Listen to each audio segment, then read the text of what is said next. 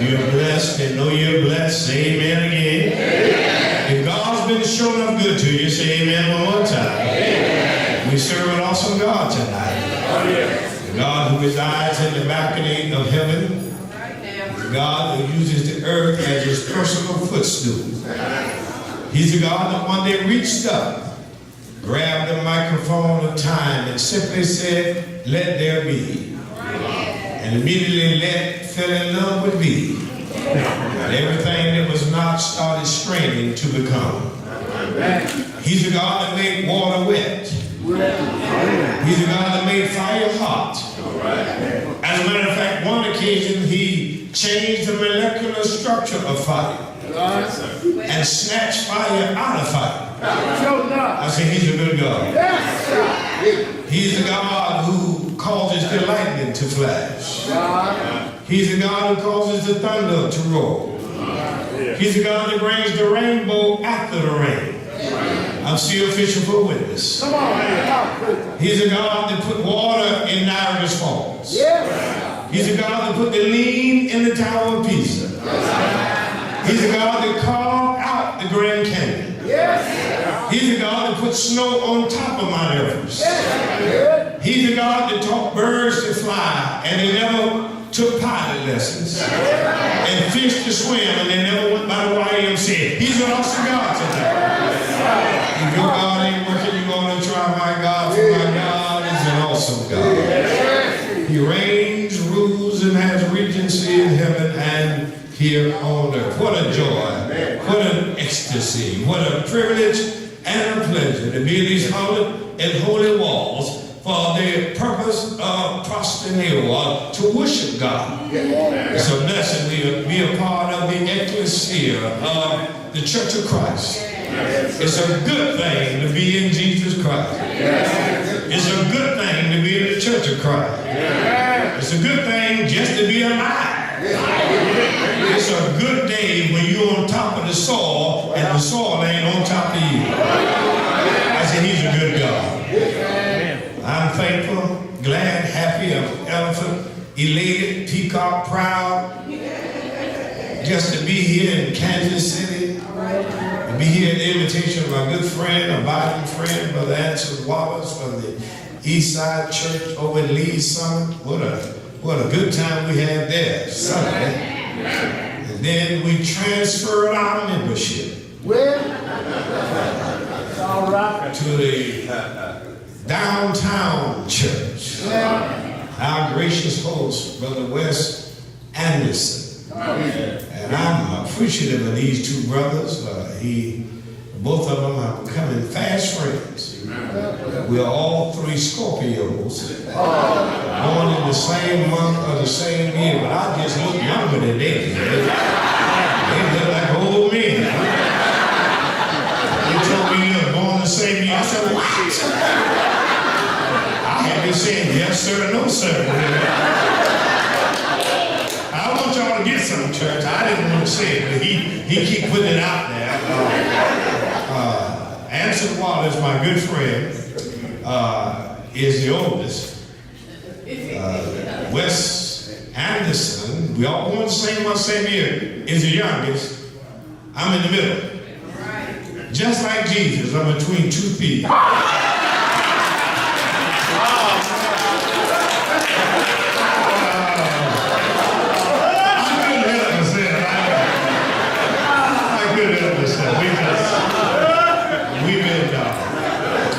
We've been fellowshipping at night and just getting to know each other better. And I enjoy their company. They're fine men as well as great preachers. And Brother Anson, may God continue to bless you and your ministry very well. And your family. And the same to Brother Anderson and all gospel preachers here tonight.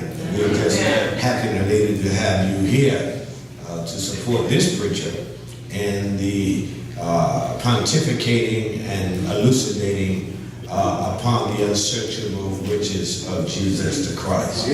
I wish I could express to you all how difficult it is to be a gospel preacher.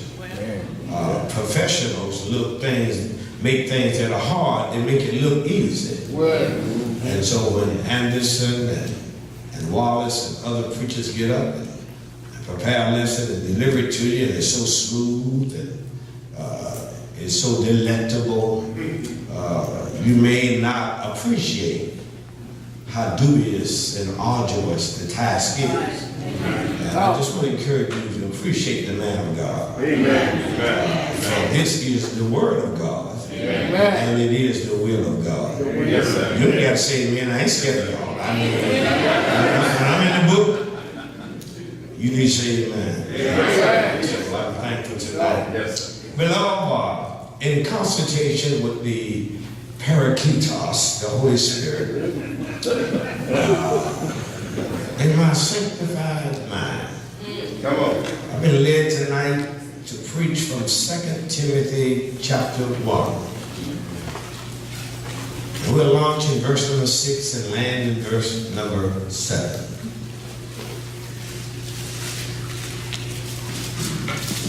Timotheus, second epistolary, second parchment, 2 Timothy chapter 1, verse number 6. And thus is the reading. Wherefore I put thee in remembrance that thou stir up the gift of God, which is in thee by the putting on of my hands. For God has not given us the spirit of fear. But what did you give us, God? Power, love, and a sound mind. All right. I need to tell y'all tonight, Kansas City, 3 things every church needs: power, love, and good sense. That's what a sound mind is. Y'all ain't gonna help me tonight. 3 things every church needs: power, love, and a sound mind. Beloved, we read from the pen of the great apostolos of old, the former Saul of Tarsus, now known as the Apostle Paul. He comes tonight with impeccable credentials. His resume is extensive. His dossier is complete. Paul hails from the tribe of Benjamin.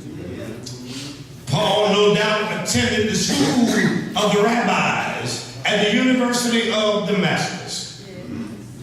Paul did graduate studies at the feet of his guru and mentor, the most excellent Gamaliel.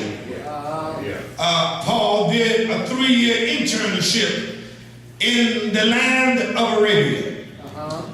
Paul was fluent in several languages.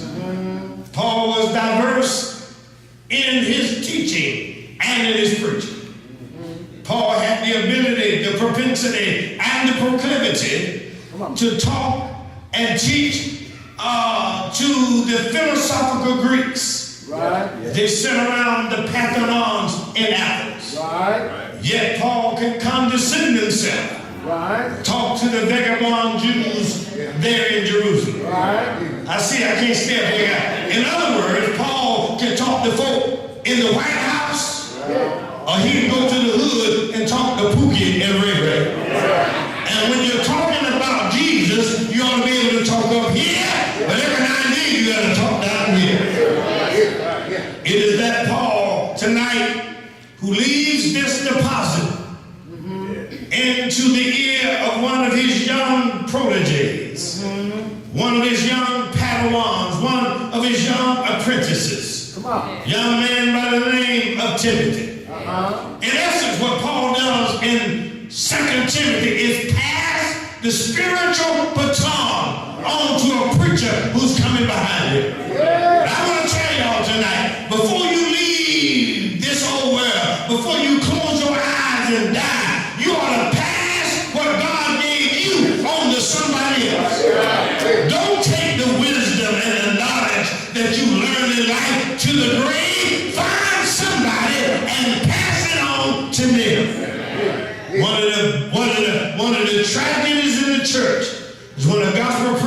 preaches admirably and with longevity and with passion and dies, and in the casket with him is the baton he never passed on. Before we die, we ought to, like Paul, pass it on to somebody else. You can't be so full of narcissism and so full of yourself that you want everybody to love you. One day, your day will be over. You ought to pass it on. Preach, Papa. But I can't get no help out. I help myself. Beloved, notice the verbiage in the lexicon used. You know by now, I'm an expository preacher. I'm going to preach right here what I read. Paul said, God has not given us the spirit of fear. Maybe you know, maybe you don't. That exactly 365 times in the Bible, God says, fear not, or don't be afraid. Exactly 365 times in the Bible. Come on. God says, fear not, or don't be afraid. I see y'all slow tonight. Exactly 365 times. In other words, God's got a fear not for every day of the year. In other words, if there's one thing for sure, God don't want you to be scared. Now, if you don't know Jesus, you ought to be scared. But if you wrapped up, tied up, taken up in Jesus, you have nothing to fear tonight. God did not give us the spirit of fear, but what did you give us, God? Power, love, and a sound mind. That word power there is the word dunamis. It's where we get our word dynamite from. The Church of Christ ought to be preaching a dynamite gospel. And if we're preaching a dynamite gospel, we ought not have no firecracker congregation. Preach, Papa. All this dynamite, we got too many firecrackers. Preach, Papa. What did you give us, God? Power, love, and a sound mind. Everything about God is wrapped up in power. In the blood. There's power in his name. Jesus taught in Matthew 28:18, all power in heaven and earth has been given unto me. And y'all heard about black power. You heard about white power. You heard about green power. You heard about red power. You heard about nuclear power. You heard about solar power. You heard about wind power. You heard about horsepower. You heard about steam power. You heard about manpower. You heard about angelic power. You heard about demonic power. But there's another power that's higher than all power. God's got all power. If you don't believe God's got all power, ask Noah. Noah will tell you he's got ark building power. If you don't believe he's got all power, ask Balaam. Balaam will tell you he's got donkey talking power.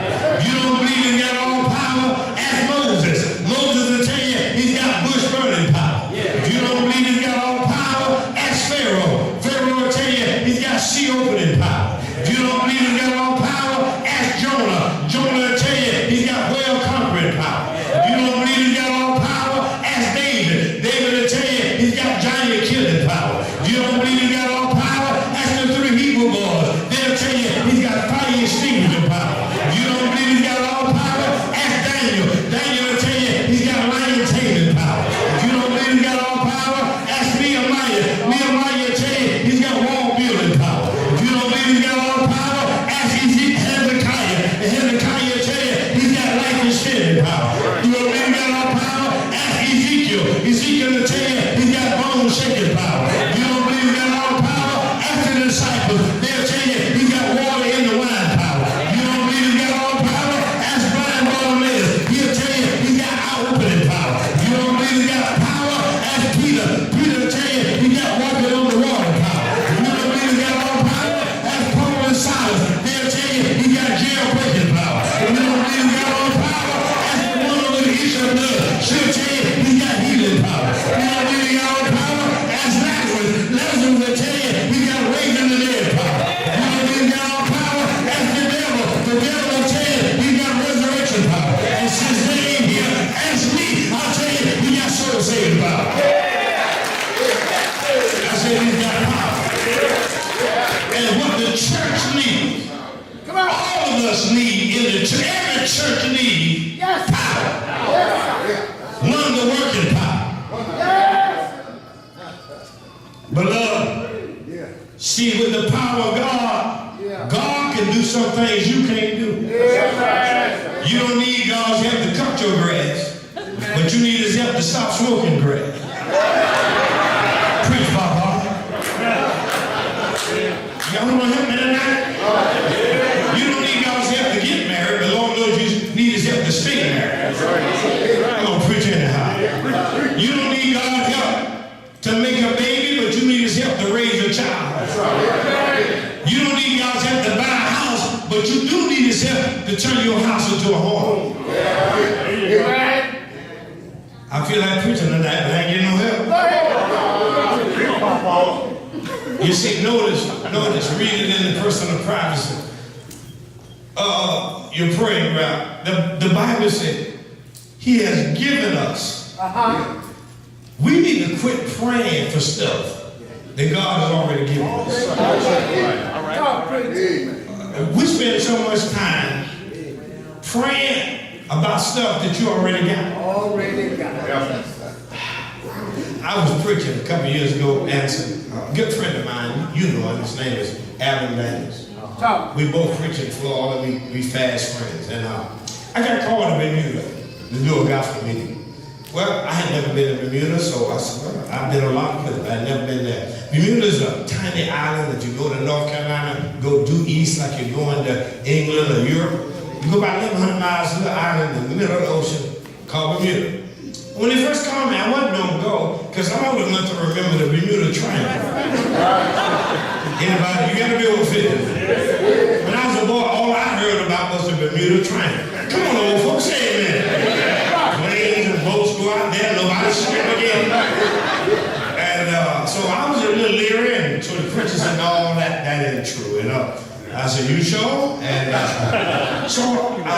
he said, well, preacher, just make sure your passport is ready. So I called my secretary. I said, listen, I think my passport might expire. Give me another one. And she said, I'll take care of it. A couple of days later, she called me and said, preacher, I'm going to get you a new passport. Do you want the book or you want the card? And I said, which one's cheaper?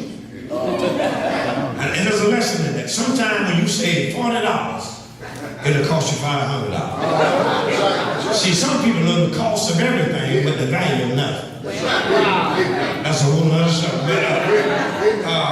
So I said, well, give me the card if it's cheaper. She bought me the card. Time for the trip came. I'm doing the meeting from Wednesday to Sunday.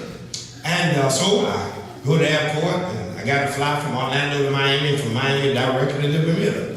I get to the airport, gave the lady my credentials, and she said, well, sir, you're not going to Bermuda today. I said, what is that? I got to tell you. She said, you don't have a sufficient passport. So here's my passport. She said, no, the card is for boats only. To fly, you got to have a book.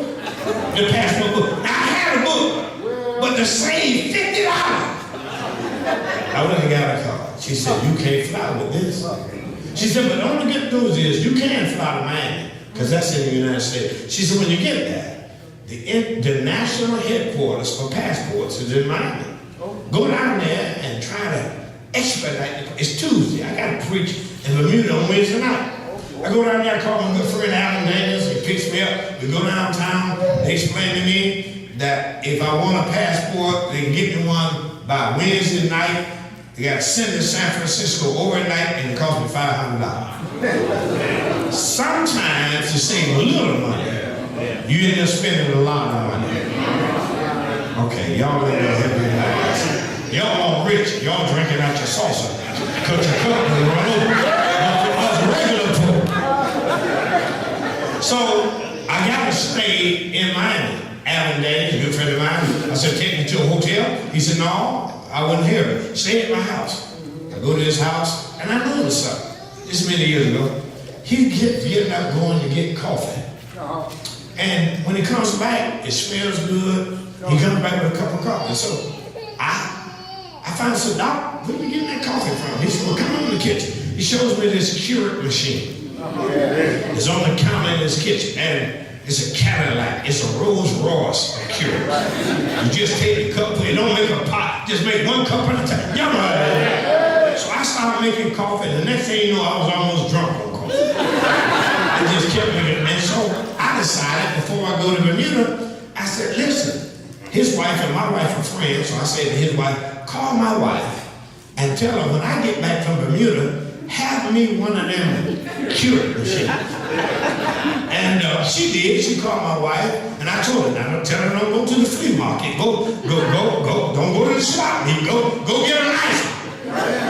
I flew to Bermuda, preached the gospel meeting, came back with a little cheese in my pocket. And I know my wife, when I get home from a gospel meeting, she's always real nice. Y'all like what I'm saying? When I come from a gospel meeting, she meet me at the door. Hercules! That's her name for me when I come. She called me something else when she mad. When I come from a gospel, Hercules! I come in the house and I put my bags down and get some sugar. Been gone a week. And I walked through, and she said, oh yeah. Oh, I forgot to tell you. I got that Keurig machine you wanted. And sure enough, then on our kitchen counter, we had an island in the kitchen, but on the long counter was this big, nice Cadillac Keurig machine. I said, thank you, baby. I'm so appreciative you did that. She said, here are all the coffees, the different one, Dunkin' Donut, Starbucks coffee, tea, all kind of little cups. I said, you're a good wife. I stopped to the bedroom. She said, oh, by the way, I got to tell you. I said, tell me what? So I got to tell you. I said, what you going to tell me? She said, that machine been sitting there for 3 years. Y'all don't know where to shop. Not that you don't think I'm stupid. There was George Foreman grills and blenders. I never paid attention. It's been sitting there for 3 years. Y'all still don't know where to shop. Here's the point. I was asking for something that I already had. I'm trying to tell the church tonight. Maybe this will help because they sure ain't listening. I'm trying to tell the church tonight. We often ask and beg God for stuff that we already have. Paul said to Timothy, God has already given us power, love, and a sound mind. All we need to do is exercise what God has given the church. Not only gave us power, but he gave us love. Oh, yeah. Love is that 20 megaton bomb, the church's weapon of mass destruction that we ought to use with and not on each other. That's right. I know y'all don't have it down up here in Missouri, down in Florida. We got members that's hard to like. I'm so glad God didn't say you gotta like everybody, but he said you gotta love everybody. We got some folks that take all the God you got. It's difficult to love some folk. Say it when y'all can. But you gotta love some folk in spite of and not because of. Just like John said in 2 John 2:19, we love God because he first loved us. And what God is teaching us about love is that if we're going to win the world, we got to learn to love one another. Everybody in life needs somebody to love. I remember growing up as a boy, I found out everybody needs somebody. The Lone Ranger needed Tonto. Romeo needed Juliet. Batman needed Robin. You got to be over 50 now. James West needed Artemis Gordon. Andy Griffin needed Bonnie Fife. Bonnie needed Clyde. Tarzan needed Jane. Got to be over 50. Ozzy needed Harry. George Jefferson needed Weezy. Peaches needed her. You got to be over 50 now. Starsky needed Bugs. Well, let me get the young folk. Jay-Z needs Beyonce. Michael Jordan needed Scottie Pippen. I need you. You need me. We all need God. And if we're Christians, just like Jesus loved us, we got to love one another. There's an old African proverb that says, if you want to go fast, go alone. But if you want to go far, we got to learn how to love each other in spite of and not because of. It's a hard night tonight. let me say, I used to be, I shared with church Sunday, I used to be a DJ in my first life before I met Jesus, before I was added to the Church of Christ. Talk, And, good job. I was a student at Florida University, and I was a DJ. And I told Anderson on Sunday, my handle on, I did house parties and it was AD. I can't tell you what AD means. Be detrimental to both of us. And that's back when DJs were DJs. We had turntables. When you had crates of albums. Young folk, y'all don't know this, but music used to come on wax. Wasn't no CDs and cassette players.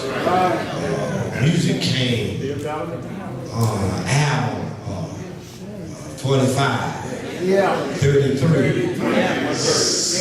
33 to 30, 78. Anybody? You gotta be old enough. I had 2 turntables. That's back when the DJs had a mic. Come on, preacher. And the DJs had to be able to talk a little stuff. And I was smooth. Preach, Papa.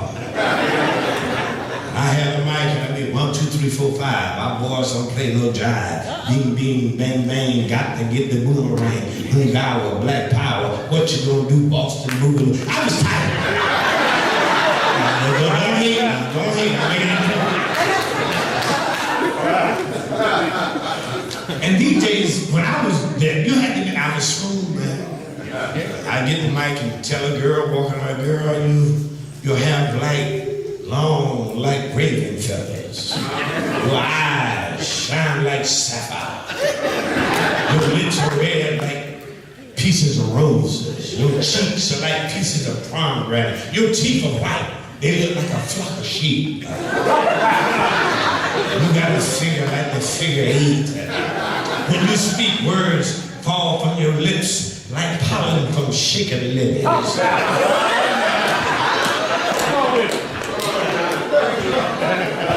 I'm DJing for Jesus. I'm playing the greatest hits from the Bible. Preach, Papa. But back when I was a DJ, that's back when music was music. Wasn't no cussing. Everybody sang with their clothes on.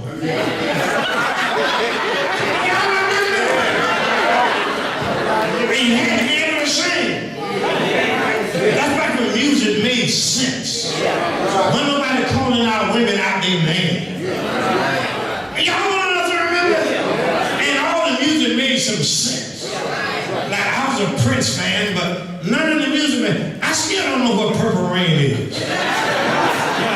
I still don't know why doves cry. You know, I see y'all like that. Back when I was a DJ, all the music made sense. One of my favorite preachers' name was B.B. King. B.B. King said, you know, I bought you a $10 dinner, you call it a snack. I put you in a pet house, you call it a shack. You gotta hear me. I bought you a Cadillac, a Ford, you wanted a Cadillac. I gave you 7 children, now you want to give them back. That made some sense to me. Y'all still don't know what it's about. Back then, music mentioned diamond in the back, sun rooftop, digging in the scene with a gangster beat. I see y'all only got to be church over you. See, back then, that music made sense. I'm talking about love. See, back then, I love when we play those love songs. Y'all want us to remember, I found love on 2 occasions. Both,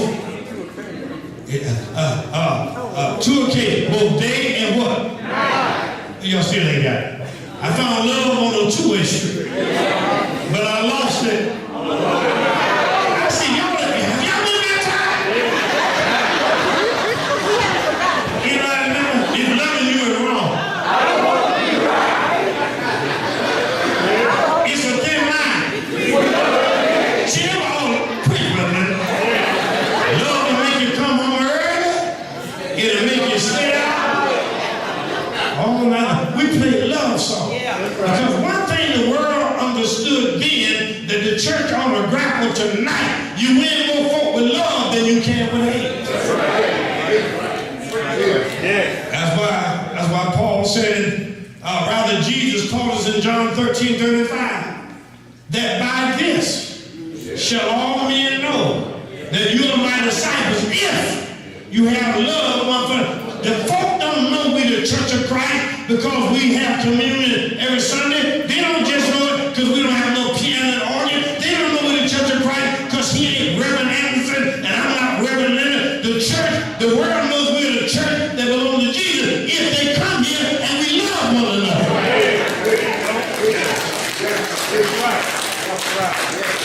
That's why Paul taught in that terrific time-tested triumphant trio in 1 Corinthians 13:13. You remember Paul said, faith, hope, and love. But the greatest of these is love. Some of y'all looking at me funny. Y'all looking at me like Tina Turner. What's love got to do with it? I know why she said that. She was married to Ike. But I came by to tell you now, Paul said, out of faith, hope, and love. The greatest of these is love. But Paul helped Kansas City to find out why out of faith, hope, and love, the greatest of these is love. Faith investigates. Hope hesitates. But love propagates. Faith looks. Hope listens. But love feels. I feel like preaching. You ain't saying that. Faith obtains. Hope retains. But love substance. Faith ascends. Hope descends. But love transcends. Faith observes. Hope conserves. But love preserves. Faith justifies. Hope purifies. But love satisfies. Faith inspects. Hope expects. But love respects. Ain't nobody happy with me in Jesus. Faith looks far. Hope looks to. But love looks through. Preach, Papa. Faith opens the door. Hope enters the door. But love abides at the door. Faith steps out. Hope steps on. But love steps in. Okay, y'all said, come here, girl. Come here. Faith will make him pop the question. Hope will make him set the date. But love will make him put a ring on it. Faith, hope, and love. The greatest of these is love. What the world needs now is love, sweet love. The Greeks, I see every time I figure to remember I gotta get down here where y'all at. The Greeks had 4 words for love. The first word they have for love is the word phileo.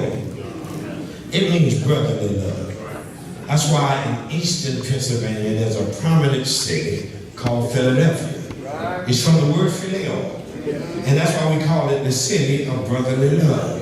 Now, brotherly love is the kind of love you have for people in a non-romantic way. It's the kind of love you have for those you're cool and copacetic with. It's the kind of love you have for people that you're down like 4 flat tires. I see, I have to get him bombed. I try to stay erudite-ish. So they use the word phileo. It was one of the words. The second word they had for love was eros. It's where we get our word erotica from.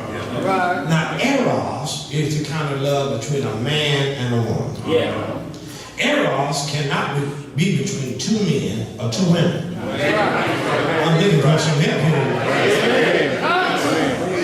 here. Brother Wallace and I have phileo.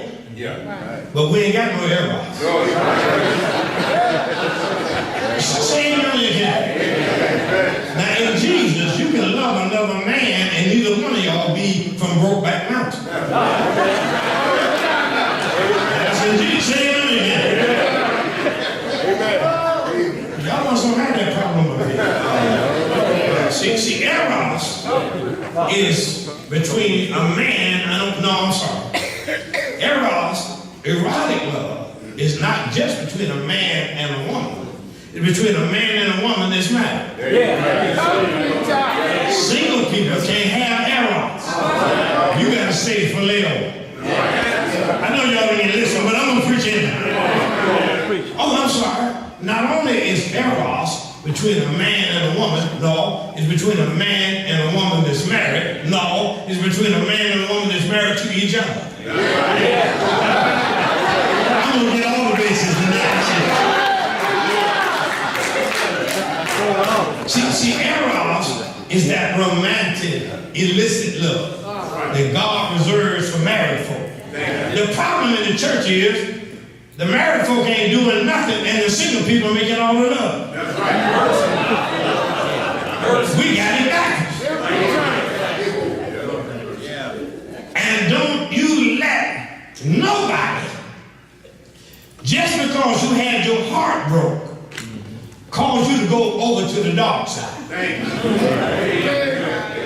Girl, I don't care how many men broke your heart. Don't you go start switch hitting. That's right.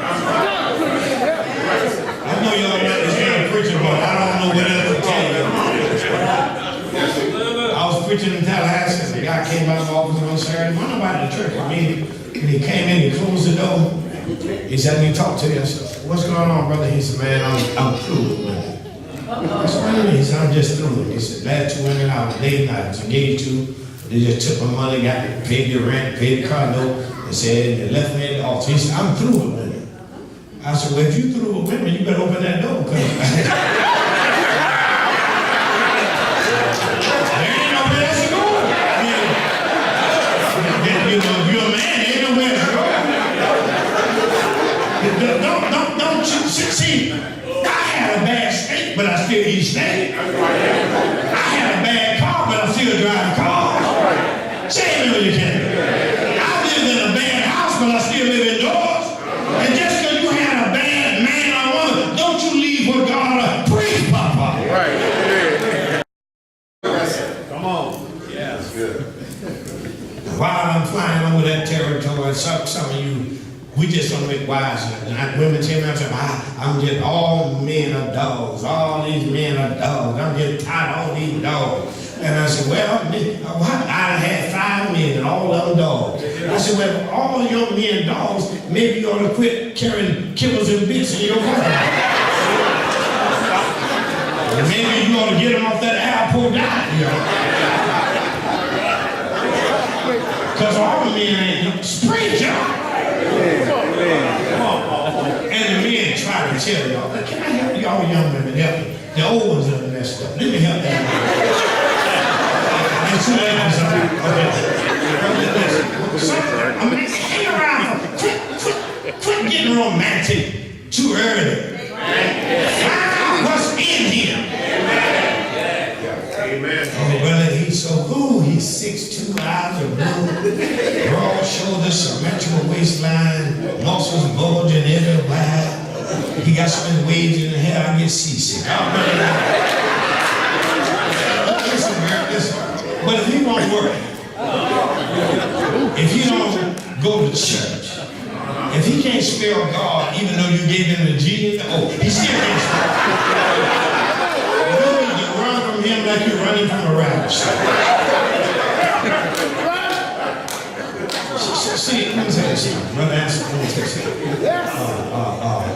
See, if you hang around people long enough, BJ, they'll show you who they are. See, you get too much in a hurry. I don't believe in falling in love. Every time I fall, it's an accident. I thought, no, I don't fall nothing. If I fall, I didn't mean to do that. I saw it, ooh. No, what you do, you meet somebody, you get to know them, find out who they are, where they work, Google them, and see what their record is. Check their credit reports, yeah. See if you got children somewhere. See if you've been in jail for domestic violence. Say it when you can. Google it, find out everything, and then once you find out about it, then you choose to love him. Don't fall in love. Choose who you. Right. Amen. Amen. I fell in love at the first sight. Maybe you ought to wear some hair blockers. know it would be better if we dated people and didn't see them until we fall in love. Because we fall in love with the wrong thing. We fall in love with how you look. We fall in love with a shape. And y'all know by now, I've been married 38 years. Listen, your shape don't change. I used to be showing up fine. I used to walk in and all the women say, woo! Now I walk in and all the time, yeah, it's gonna change. Keep on living. Brother Fisher, keep on living. Don't fall in love with a shape. If you fall in love with a shape, when the shape change, your love change. Come on. See, we don't even know what love is. Love is not about something tangible. I saw him and I said, oh, girl, that don't make no sense for a man to be that fine.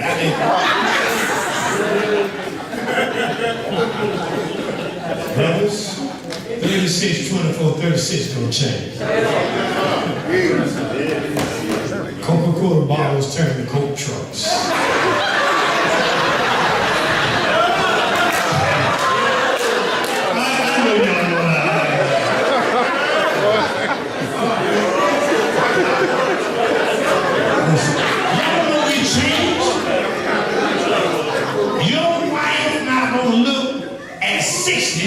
Like she looked at 20.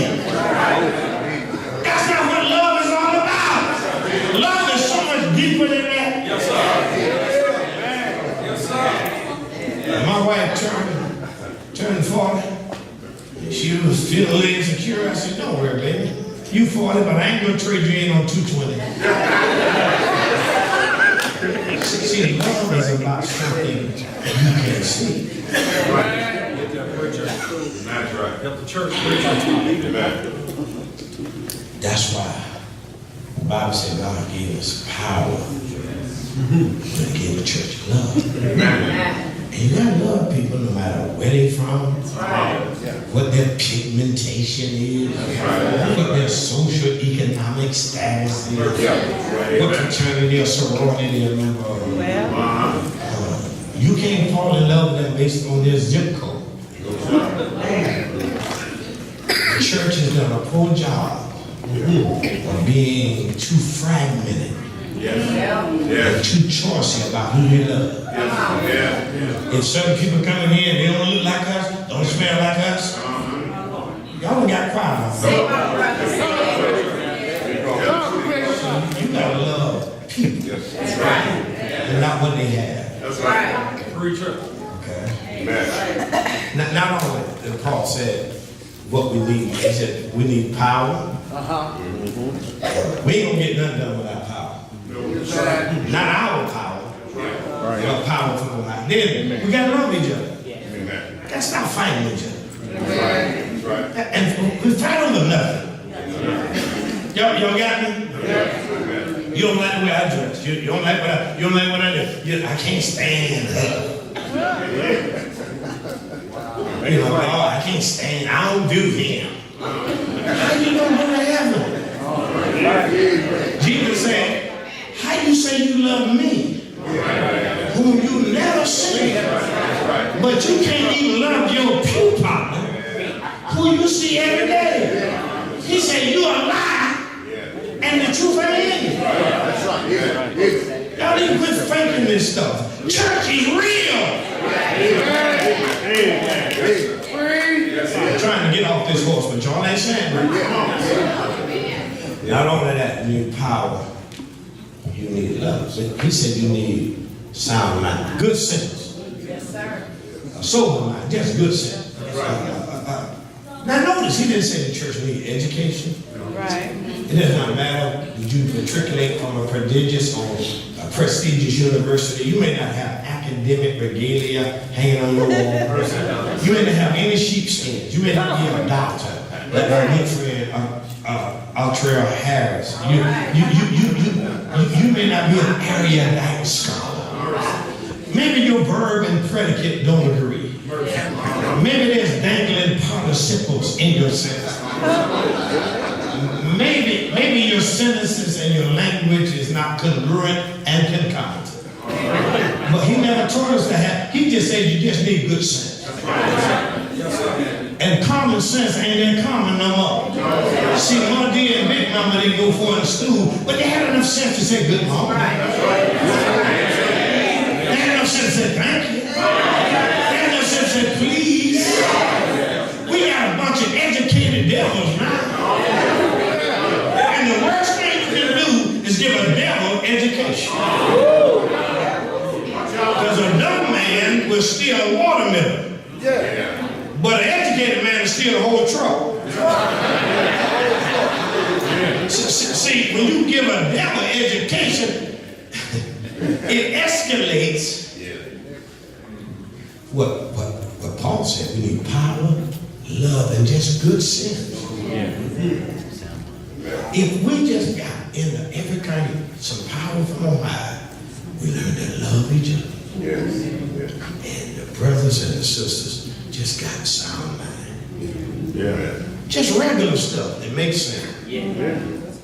Don't spend what you don't have. That's just common sense.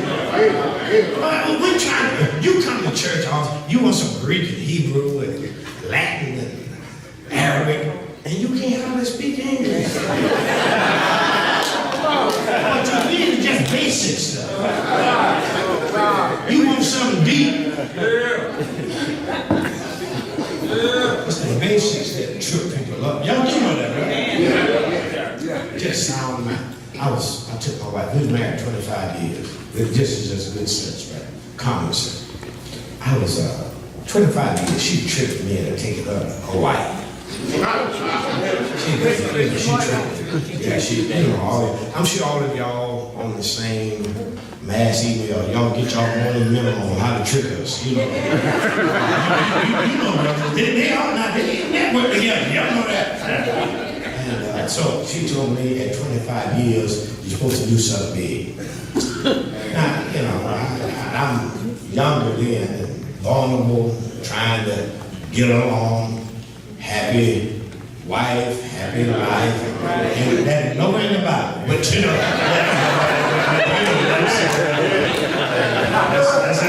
Bible, that's in the Quran, you know. That's amazing. We speak what the Bible speaks. Okay, yeah, we got right. Yeah, it's in the women Bible, sister Bible, the y'all sisterhood Bible. And my wife told me, say, at 25 years, you got to do something special. No, she said, let's go to Hawaii. I said, baby, listen, we live in Florida. 40 minutes that way is the Atlantic Ocean. 60 minutes that way is the Gulf. If you just want some water.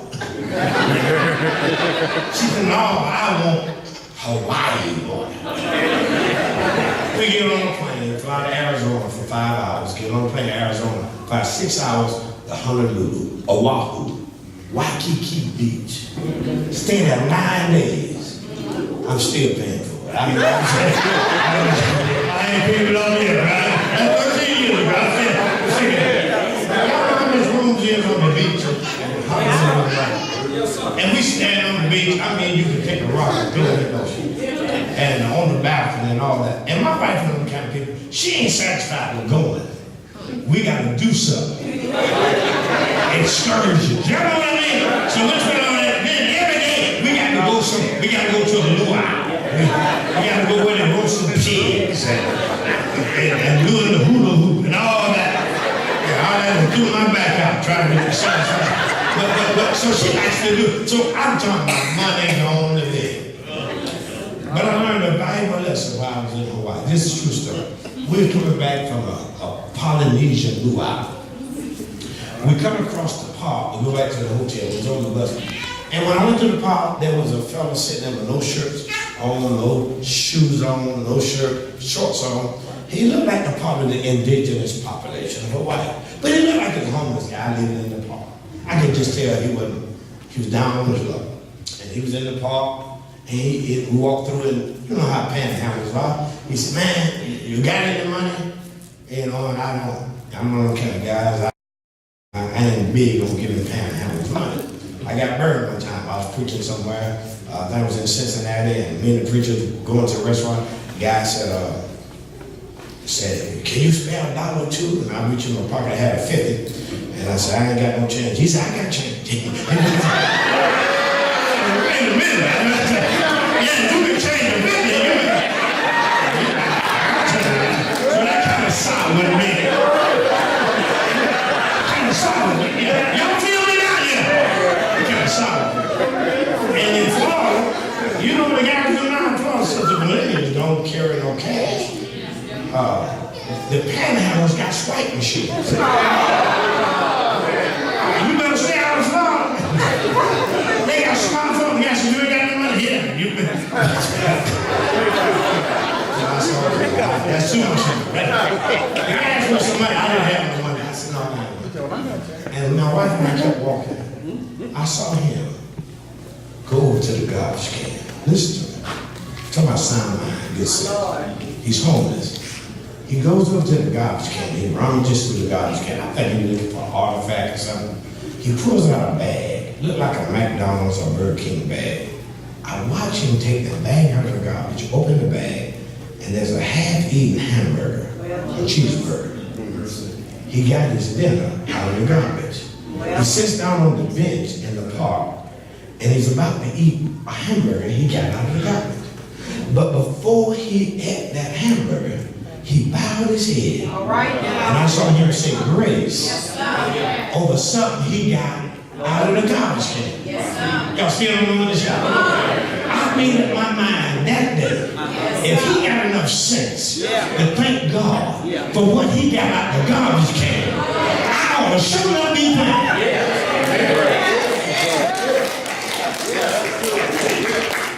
I have to confess it. I shout easy because all you need is good sense and a decent memory, and you'll learn how to appreciate God. Don't you educate your way to hell.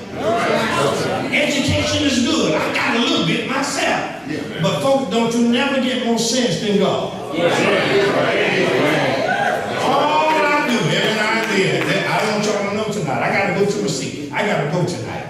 But there's a fine and fabulous fellowship between my pupil and my retina, generated by an active optic nerve in the lower column of my cranium that allows me to see. What are you saying? Every time I see the majestic mountains having been kissed and capped with snow and ice, it makes me want to give God some glory. Every time I see the meandering streams flowing through the woodlands and the forest, I want to give God some glory. Every time I see the trees having their limbs and branches pointed toward heaven, I want to give God some glory. Every time I see the clouds floating on the spiritual highway, packed with water droplets, programmed to fall and quench the thirst of a parched earth, I want to give God some glory. Every time I see the psychedelic rainbow having been pigmented by providence, hanging herself around the shoulders of a dying storm, I want to give God some glory. Every time I see the flowers and the fine foliage of the field, it makes me want to give God some. Every time I see the lunar luster of a full moon, it makes me want to give God some glory. Every time I see the sun, a blaze of glory, 93 million miles from here, an infusion of helium and hydrogen, releasing energy to keep us warm on an otherwise frigid earth, I want to give God some glory. Every time I see those incandescent stars over against the bosom of an ebony sky, twinkling like white diamonds on black velvet, I want to give God some glory. Y'all still don't know this? I give it because God gave me a mind for education. He gave me eyes for observation. God gave me ears for information. He gave me a nose for inhalation. God gave me lips for conversation. He gave me a tongue for taste sensation. He gave me a heart for circulation. He gave me skin for insulation. He gave me legs for transportation. He gave me feet for foundation.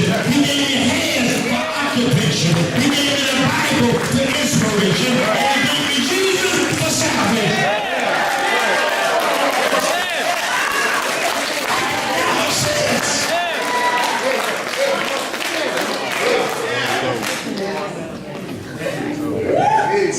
You just gotta have good shit. Yes, get your education, get all you can and sit on the can.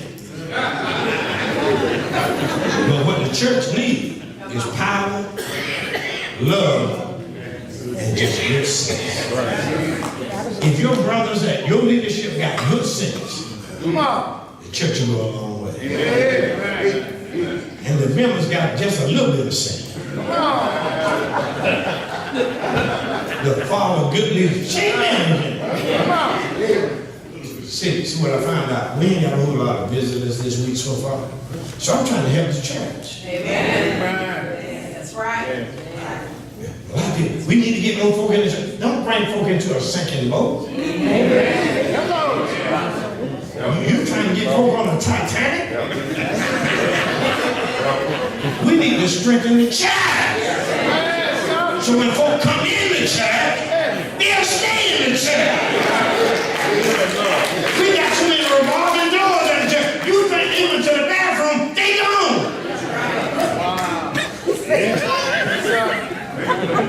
So, but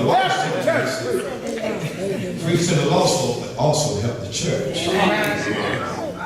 We get happy when we talk about other folk. But what we really need is to obey the gospel ourselves. Paul wrote this to Christians. God has not given us the spirit of fear. That's right. But God gave us power. He gave us dunamis. Power. He gave us agape. Yes, sir. I didn't get a chance to tell y'all. That's phileo, brotherly love. He gave us eros, erotic love. He gave us sargaze. That's family love. Now that's for you gotta love because you're kin to him. Come on, yeah. All y'all know what I'm talking about, right? All y'all got, I got an Uncle Bubba. Like, the only reason I deal with him because he's kin to me. You know what I mean? Like if I see him in Walmart, I try to hide. Hey, that's you! Everybody got people in their family. If you wasn't kin to them, you wouldn't do it. They come to the family reunion every year. I ain't paying no money. Want a t-shirt? Come on now. Eating up everything, half drunk, and they want to argue about it. You that's sargaze love. That's the folk you love because you can't do it. But the highest form of love is agape. That's unrequisite love. That's ignominious love. That's vicarious love. That's the greatest love. So we need power, we need love, and we just need good sense. Every congregation represented tonight could inculcate these three energies. And the Lord's church would be a better place. So let it be written. So let it be done. The grass withers, the flower fadeth away. The words of our God shall stand forever. If you're here tonight, you just happen to be here. Don't share our religious conviction. I don't want an emotional response from you, but let us teach you more perfectly the will and the way of God. I want to invite you to Christ. Listen, come to Christ and He'll add you to the church. See, I don't want you to practice churchianity. He wants you to practice Christianity. See, church, when you practice churchianity, when church folk make you mad, you'll leave. But when you're in Christ, you ain't going nowhere. That's right. Can't nobody make you leave Jesus if you're in Christ. Come. What I need to do? You need to hear about the gospel. Good news of His death, burial, and resurrection. Immutable, unget-aroundable, irrefutable facts of the gospel of these. Paul stated emphatically, 1 Corinthians 15, verses 1 through 4. Christ died for our sins, according to the scriptures. Buried, rose again the third day, according to the scriptures. Believe that with all your heart. Repent, turn from your ways of sin, degradation, and iniquity. Jesus said in Luke 13:3, I tell you today, except you repent, ye shall all likewise perish. Then you need to be verbal, you need to be audible, confess Him as God's Son. If you're ashamed to own Him before men, He'll be ashamed to own you in heaven. Let him die in the world. No, I believe that Jesus is the Christ. Amen. The only begotten of God the Father, the inherent perfect Lamb of God. And then you must be, not ought be, not need be, you must be baptized, buried, submerged, immersed in water. You can't be sprinkled, you can't be poured. Come on. You don't baptize babies. I wish I had a church in here. Amen. Amen. Baptized for. It's not an outward show of inward growth. It's for the remission, removal, and the eradication of your sin. That's what baptism is for. And your sins are cast into the sea of forgiveness. Never to rise again. If you're an alien sinner from the commonwealth of God, you're outside the ark of Satan, come here tonight. If you're here tonight, you already remember. You walk contrary to the apostles' doctrine. You've sinned. And I got a memo. I'm going to give you that. All of us sin sometime. Amen. Anybody tell you they ain't sinned since they were saved? You get away from them. Anybody tell you that? You get away from them. From the pulpit to the back pew. Amen. All of us living by the grace of God. Ain't nobody in here living above sin. Oh, I'm sorry. But ain't nobody sinless. But the more you're in Christ, you ought to sin less. Yes, sir. There's only one way to live above sin. Is to rent a room above a nightclub. Y'all so nice. Huh? You living above sin. But I saw that. Okay, I see right now. Y'all.